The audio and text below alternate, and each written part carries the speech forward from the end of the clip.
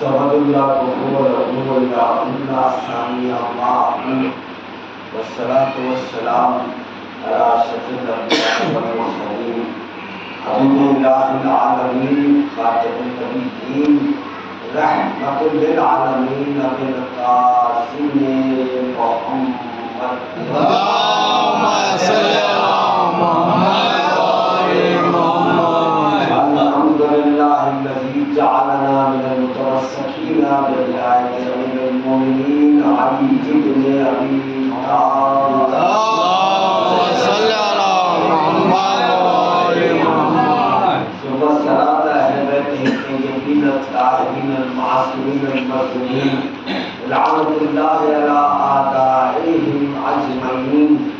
أما بعد فقد قال الله تبارك في كتابه المبين وهو أصدق الصادقين. بسم الله الرحمن الرحيم.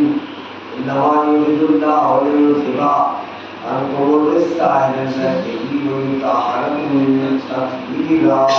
اللهم صل على محمد وآل محمد.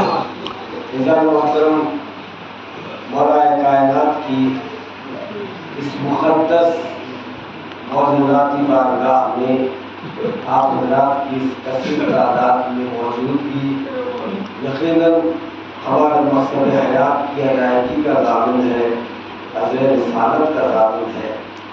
بڑی موجوداتی بارگاہ ہے مولا کی، مولا کائنات کے جہاں نشانیوں کا ذکر قرآن میں ملتا ہے، انہی میں یہ ایک نشانی ہے اور یہ بارگاہ حاجت روائی میں بہت مشہور ہے اور مسلسل یہاں مجالس کا انعقاد کرتے ہیں۔ انہیں خصوصیت سے محترم ذاکر حسین رضوی صاحب، فرزندان سجاد حسین رضوی صاحب، ذاکر حسین مستقل خدمات انجام دیتے ہیں۔ ان بارگاہ میں دعا گو ہے کہ ذاکر حسین رضوی کے تعلقات میں اضافہ فرمائے۔ آمین۔ اسی طرح وہ تمام مومنین کو مصاحب کرتے ہیں، مجالس کا انعقاد کرتے، جشن کا انعقاد کرتے۔ خصوصیت سے سرکار رجب کو یہاں کی مخصوصی ہوتی ہے، محفل ہوتی ہے، بڑا اہتمام ذاکر حسین صاحب کرتے ہیں۔ یہ جذبہ جو ان کے دل میں ہے، ہم دعا گو ہے کہ اسی طرح یہ جذبے ان کی اولاد میں بھی مرحمت فرمائے تا قیامت اسی طرح علیہ رسول کے عشق کا ثبوت اس خاندان سے ملتا رہے۔ ارباب اعضاء، جس مشہور و معروف آیہ مبارکہ کی تلاوت کی گئی ہے جسے آیت تطہیر کہتے ہیں، شہزادی کے عزا کے یہ دن ہے، تو اس سلسلے میں جس آیہ مبارکہ کی ہم نے آیت تطہیر کی تلاوت کی ہے، تمام مومنین آیت تطہیر کی فضیلتوں سے بھی واقف ہے، شان نزول سے واقف ہے کہ جیسے کہ حدیث قصہ اس کا شان نزول ہے۔ 1400 سال سے لے کے آج تک آیت تطہیر سے متعلق بہت کچھ کہا گیا، بہت کچھ پڑھا گیا، بہت کچھ لکھا گیا۔ علماء و ذاکرین نے آیت تطہیر سے متعلق بڑے بڑے نکات پیش کیے، بہت ذکر ہو چکا آیت تطہیر سے متعلق، لیکن یہ اہل بیت علیہ السلام کی فضیلتوں کا اعجاز ہے، یہ ان کی عظمتوں کا زندہ معجزہ ہے کہ ایک ہی آیت پر جب بھی کوئی ذاکر غور کرتا ہے تو کچھ نہ کچھ نئی بات ضرور سامنے آ جاتی ہے۔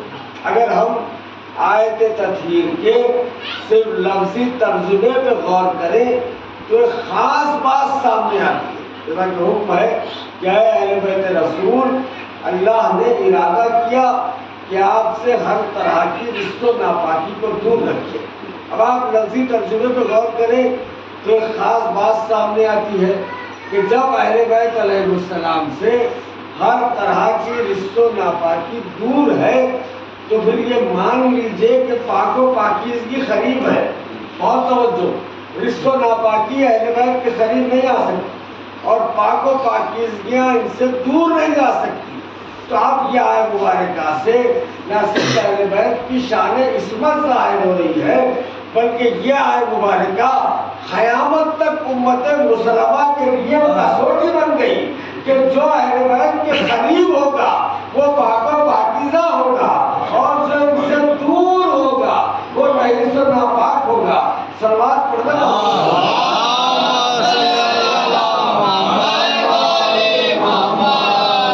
جو ان کے ذکر کے قریب ہے وہ پاک و پاکیزہ ہے. جو ان کی مجلسوں کے قریب ہے, جو ان کی محفلوں کے قریب ہے, جو ان کی بارگاہوں کے قریب ہے, جو ان کے درگاہوں کے قریب ہے, وہ پاک و پاکیزہ ہے.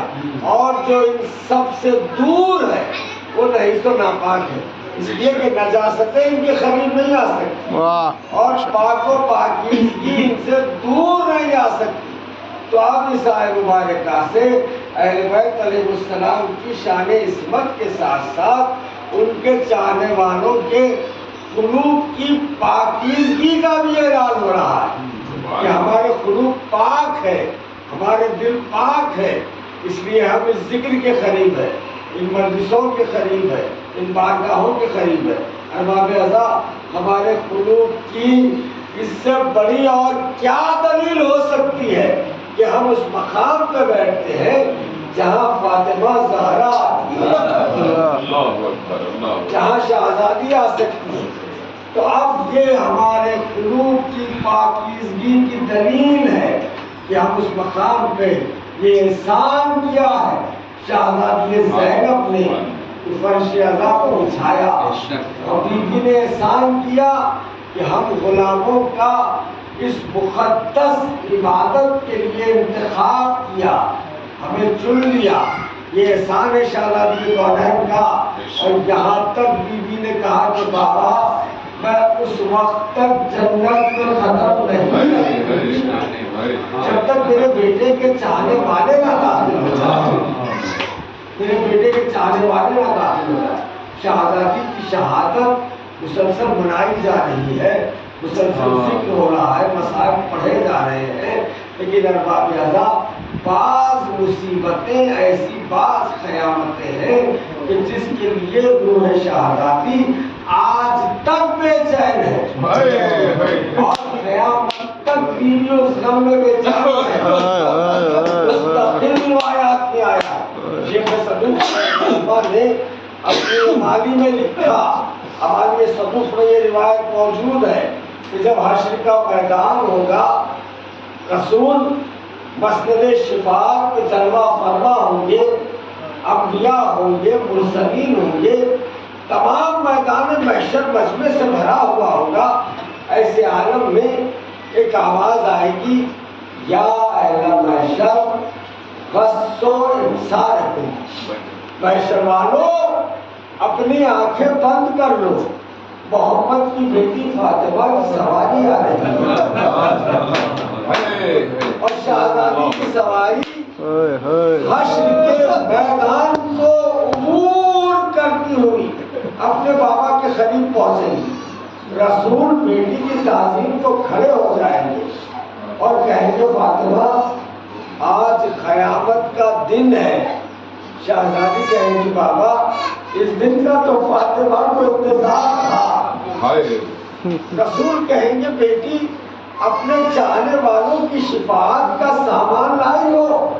شہزادی اپنا دامن کھولے گی اور کہیں گی کفانا یدان مخدوعتان ابنی العباس, بابا میں اپنے بیٹے عباس کے کٹے ہوئے بازو لائی ہوں. ارباب ازا ہم تو شہزادی کی اس مصیبت کا ایسا ممکن نہیں ہوگا. شہزادی قیامت کے دن عباس کے بازو پیش کریں کہ عباس کے بازوؤں پہ ہماری شفاعت ہوگی. تو شہزادی عباس کے بازو ہی کیوں پیش کریں گی, حالانکہ وہاں مصائب کی اور بھی نشانیاں ہوں گی. حسین کا تار پیرہن ہے, سکینہ کے دو کنارے ہیں, علی اصغر کا جلا ہوا جھولا ہے. بیوی عباس کے بازو پیش کرے گی اس لیے کہ پوری کربلا ان بازوؤں پہ وہی بازو ہے کہ جس پہ زینب کو شہزادی اپنے اس بیٹے کے لیے بے چین ہوگی. ہاں ارباب ازا, اب آپ اندازہ لگائیں کہ خود عباس کے دل پہ کیا گزر رہی تھی ہوگی کہ جب قاسم اپنے بازو کی تعویذ پیش کر کے اذن مانگ رہے ہیں کہ چچا اجازت دے، تو عباس کے دل کا عالم کیا ہو رہا ہوگا کہ جب معصوم بچے کی خوب بھری لاشیں خیمے میں حسین نے بھائی کی وصیت کو دیکھا، آ رہا تھا کہ شہزادی کا ذکر ہو، شہزادے قاسم کے تذکرے پہ مجلس ہو، بس 2 منزلوں کا ذکر اسی پہ مجلس تمام ہے۔ حسین نے بھائی کی وصیت کو دیکھا، اس میں لکھا تھا کہ اے بھائی حسین، جب کربلا کی منزل آئے تو قاسم کو اس میں لگا دینا، موت کی اجازت دینا۔ ارباب اعظم رونے کے لیے یہی منزل کافی ہے کہ ہر بات اپنے بچے کے گلے میں، اپنے بچے کے تعویذ کے بازو پر زندگی کی حفاظت میں تعویذ مانگتا ہے، لیکن ہائے حسن مصطفیٰ موت کی آرزو میں قاسم کے بازو پر تعویذ مانگتا ہے۔ حسین نے بھائی کی وصیت کو دیکھا، آنکھوں سے آنسو جاری ہوئے، قاسم کے ہاتھ کو تھامے ہوئے قیبے میں آئے، شہزادی زینب سے کہا بہن زینب مسند شادی بچھاؤ، قاسم کو لباس ماہرہ پہناؤ۔ شہزادے کو بٹھایا گیا، صیغہ عقد جاری ہوئے، دلہا مسند شادی سے اٹھا، آخری رخصت کے لیے قاسم آئے، ماں بہنوں اور پھوپھیوں کے پاس ایک ایک بیوی نے قاسم کو لٹا کر رخصت کیا۔ 13 سال کا سن ہے، حسن کی یادگار ہے۔ قاسم سب سے رخصت ہو کے ماں کے پاس آئے، کہا ماں مجھے اجازت دیجیے۔ ماں نے حسرت سے بیٹے کے چہرے کو دیکھا، کہا قاسم جاؤ، لیکن میرے لال مجھے حسن کی روح سے شرمندہ نہ کرنا۔ قاسم تڑپ گئے، کہا ماں آپ نے مجھے اس دن کے لیے پیدا کیا، بابا نے اسلام کے لیے اپنے جگر کے ٹکڑے کے لیے، دیکھنا آج آپ کا یہ لال پورے بدن کے ٹکڑے قربان آئے میدان میں قاسم۔ یادگار جنگ کی، کسی مجاہد کی جنگ مخاطب میں اتنی تفصیل سے نہیں لکھی ہے کہ جتنی قاسم کی جنگ بیان کی گئی۔ یادگار جنگ، مسلسل جنگ کر رہے ہیں، فوجیں بھاگ رہی ہے، یہاں تک مخاطب میں ہے کہ قاسم تلوار چلاتے چلاتے ایک مرتبہ رکاوٹ میں بلند ہو گئے، آواز دی بھاگتے کہاں ہو، ابھی تم نے میرے چچا عباس کی جنگ نہیں دیکھی، فوجیں بھاگ رہی ہے۔ ایک مرتبہ اعلان ہوا کہ اس طرح سے جنگ نہیں ہوگی، یہ حسن کا یادگار ہے، یہ قاسم ہے، یہ علی کا پوتا ہے، سب مل کے حملہ کرنا۔ بس ارباب اعظم مجلس یہی تمام ہے، ہر طرف سے حملہ ہونے لگا۔ آپ تصور کریں کہ کس شدت کا حملہ 13 برس کے بچے پر تھا ہوگا، اس لیے کہ شب عاشور جب حسین بن علی نے لشکری عزیز سے پوچھا کہ تم مجھے کیوں قتل کرنے آئے ہو، سب نے کہا بغض لابیک، بغض لابیک، ہم علی کی دشمنی میں قتل کرنے آئے۔ ہائے سارا لشکر علی کی دشمنی میں آیا اور قاسم ہم شبیہ علی تھے۔ ہائے جس کو جتنی دشمنی دی اس انداز میں خنجروں کے بعد تلواروں کے بعد گھوڑے پہ سنبھل نہ سکے، آواز دی ادھر سے حسین چلے عباس چلے، فوجیں بے تحاشا بھاگنے لگی۔ امام زمانہ فرماتے ہیں میرا سلام ہو اس نازک شہزادے پر جس کی ادھر کی بسریاں ادھر ہو